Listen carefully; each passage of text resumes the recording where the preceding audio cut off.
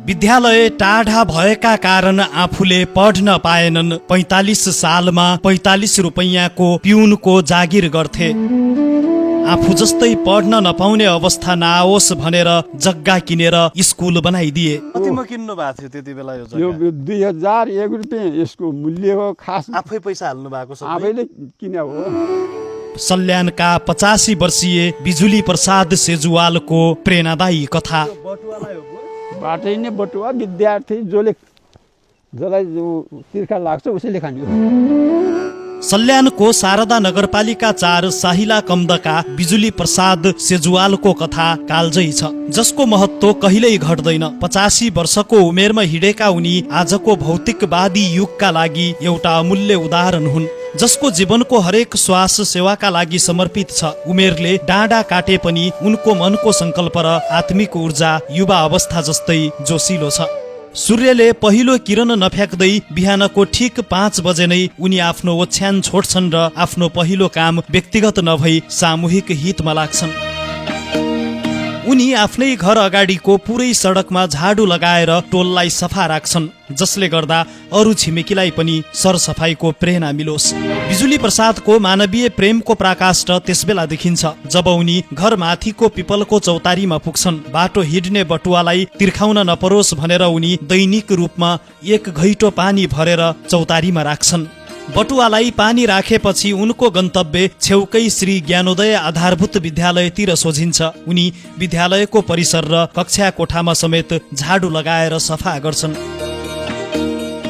विद्यालयप्रति उनको यो गहिरो स्नेहको जरो धेरै वर्ष अगाडि गाडिएको थियो। उनको आफ्नै जीवन शिक्षाबाट वञ्चित भयो। विद्यालय टाढा भएका कारण उनले आफूले पढ्न पाएनन्। पढ्न नपाउँदाको पीडा कस्तो हुन्छ त्यो उनले राम्ररी महसुस गरेका थिए। यही पीडालाई मेटाउन र गाउँका कुनै पनि बालबालिकाले अब शिक्षाबाट वञ्चित हुन नपरोस् भन्ने महान सोचका साथ उनले एक ऐतिहासिक निर्णय लिए। त्यति बेला उनी खलङ्गामा पिउनुको जागिर गर्थे। आज सुन्दा दन्ते कथा जस्तो लाग्छ। त्यो समयमा उनको मासिक तलब जम्मा 45 रुपैयाँ मात्र थियो। त्यो सीमित कमाईबाट घर व्यवहार चलाउँदै भविष्यको कुनै ठूलो स्वार्थ नराखी उनले शिक्षाको ज्योति बाल्ने निधो गरे। अनि 2045 सालमा उनले आफ्नो जीवनको मेहनतको कमाईबाट 2001 रुपैयाँमा जग्गा खरिद गरेर दान गरे, जसले गर्दा गाउँमा 5 सम्मको विद्यालय बन्यो। 45 रुपैयाँको तलबमा काम गर्ने एक सामान्य पिउनले शिक्षाको लागि यति ठूलो त्याग गर्नु, त्यो पनि आज भन्दा 37 वर्ष अघि कुनै चान्चुने कुरा थिएन। यही उनको त्यागको जगमा आज यो श्री ज्ञानोदय आधारभूत विद्यालय उभिएकै छ। तर आज यो विद्यालयमा पढ्ने विद्यार्थी भने छैनन्। पहिले टन्नै विद्यार्थी हुन्थे, आजकल सुनसान छ। सबैका बालबालिका निजी स्कुलमा पढ्छन्। तर बिजुली प्रसाद सेजुवालको जीवन भने आज पनि उही निरन्तर गतिमा चलिरहेको छ, सेवामै बितिरहेको छ। हजुर राख्ने हो। यो बटुवालाई हो बुवा?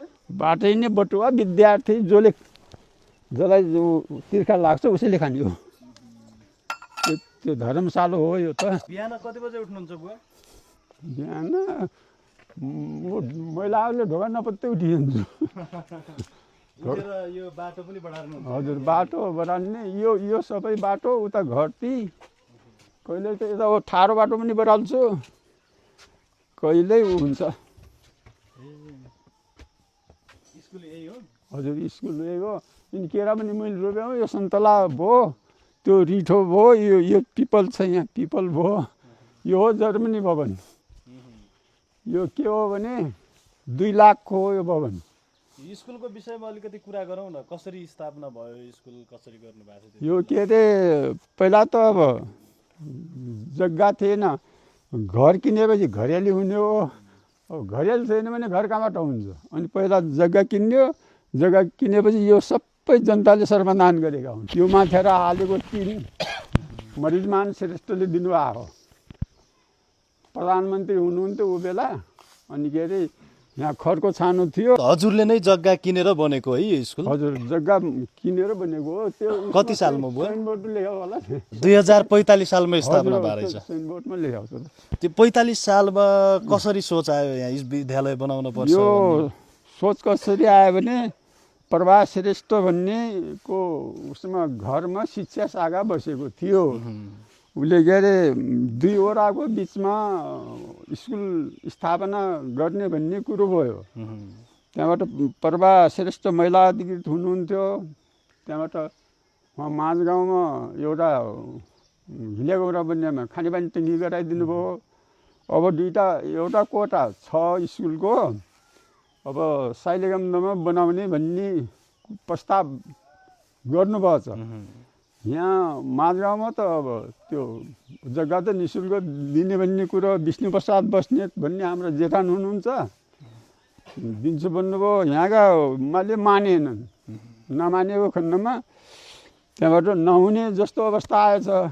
प्रभा श्रेष्ठले उही भाषाले फेला पार्नुभयो। फेला पारिसकेपछि ए दाइ साइलेगम्दमा त यिनी ग्वाजा पाख्याहरू रहेछन्, बुद्धि नभए ठुल्ठुला कुरा गर्ने पनि रहेछन्। तिनले ग्वाजा पाख्याहरूले यहाँ स्कुल स्थापना नहुने भयो भन्ने कुरा गर्नुभयो।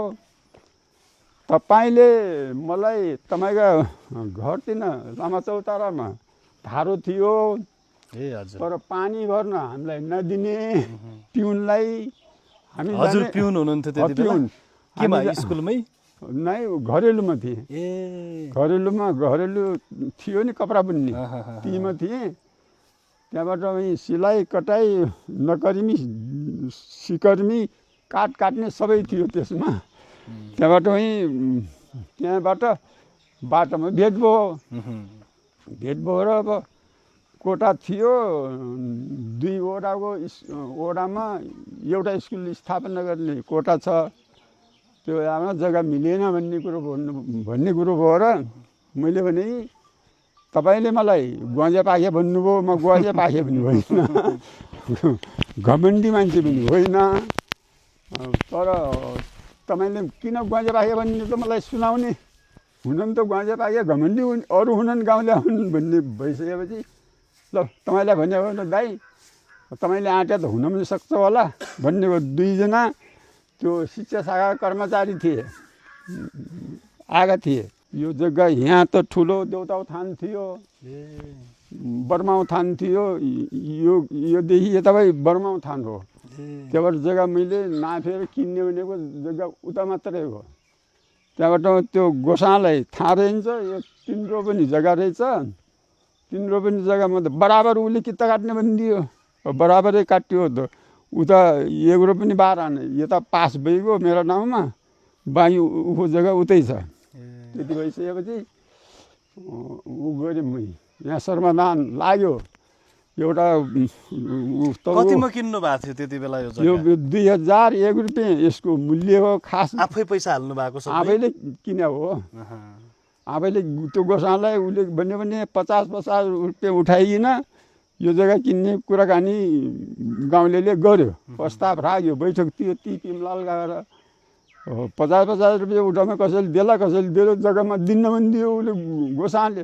जसले रुपियाँ बद्धक गन्छ म उसलाई पास गर्छु भनिदियो। ल म त बद्धकै माग्नु दिन्छु। त्यसलाई लग्यौँ। प्रभा पनि ती हुनुहुन्थ्यो। जग्गा त पाइने भयो, तर कारखानामा पास गर्ने त भन्ने कुरामा यो जग्गा अहिलेसम्म सर्वदान भएको छैन, कुनै नमुनै छैन। यो व्यक्तिले लग्ने, यो सर्वदान जनताले गरिसक्यो भने पछि यो जग्गा विद्यालय पास गर्ने भन्ने सत्र बस्यो। ल ठिक छ। विद्यालय थिएन है त्यति बेला? विद्यालय नै थिएन। यो यहाँ विद्यालय नै थिएन। यो टिपनेटा थियो। त्यहाँबाट पर हाई स्कुलमा थियो। बस्ती त यहाँ ठुलो थियो होला पढ्नलाई? शास्त्री पढ्नलाई त यहाँ दुईवटाको बिचमा हो। 200 विद्यार्थी त पहिल्यै थिए। आज त्यो फुटुको खिचाउ यो मन्दिर उद्घाटन गर्ने बेला यहाँबाट जाने चाहिँ पढ्न जाने 200 विद्यार्थी थिए। 200 विद्यार्थी थिए। यही टोलभरिका सिरुवारका पनि आउँथे। एक नम्बर सिरुवार पनि स्कुल थिएन।